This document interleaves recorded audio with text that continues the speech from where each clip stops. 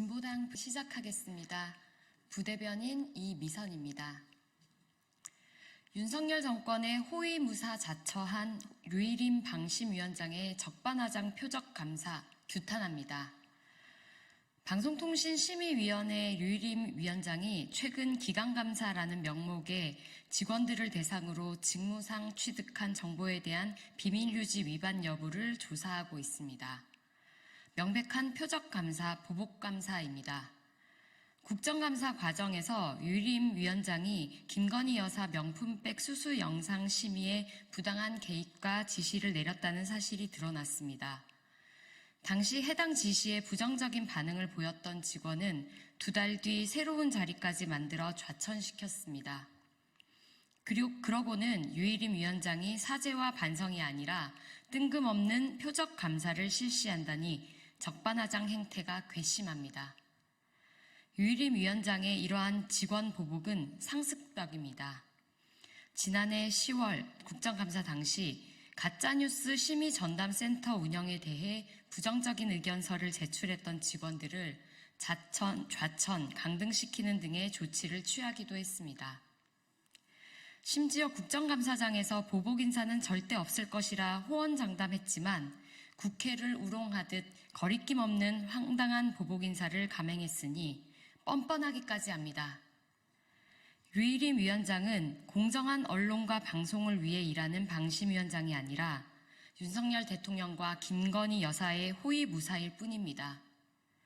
방심위원장이란 지위로 정권의 하수인을 자처하고 언론을 통제하며 개인의 권력 유지 수단으로 악용하고 있습니다. 절대로 있어서는 안 될 일입니다. 당장 표적감사와 보복을 중단하십시오. 마지막으로 류일임 위원장에게 똑똑히 전합니다. 권력은 유한합니다.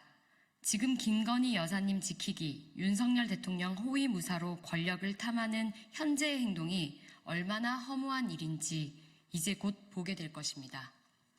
두 번째 브리핑 드리겠습니다.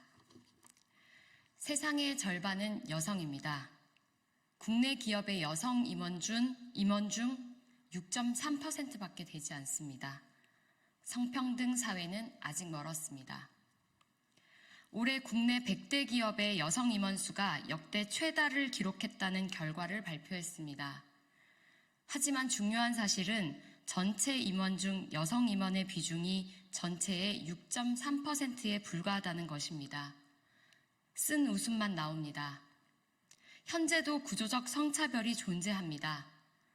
사회의 절반이 여성임에도 유리천장이 존재하기에 기업 내 여성 임원의 비율이 그에 한참을 못 미치고 있는 것 아닙니까?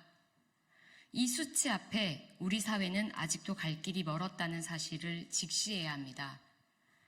확인되는 수치가 이뿐입니까? 국제사회에서 한국의 성별 격차 지수는 146개국 중 105위, 성별 임금 격차는 OECD 국가 중 1위, 유리천장 지수 또한 최하위입니다. 현실이 이러할진데 성평등한 사회가 되었다며 여성가족부를 폐지해도 된다, 이제는 여대를 공학으로 전환해도 된다는 등의 주장을 어떻게 받아들일 수 있습니까? 우리 사회는 차별과 배제를 양산하는 사회 구조에 대한 이해부터 해야 합니다. 다양한 영역에서 성차별과 폭력을 근본적으로 해결할 수 있는 다양한 공간들이 보강되고 만들어져야 합니다. 여성가족부 정상화부터 시작해 사회 곳곳에 성평등한 구조를 만들기 위해 함께 힘쓰겠습니다. 이상 브리핑 마치겠습니다. 고맙습니다.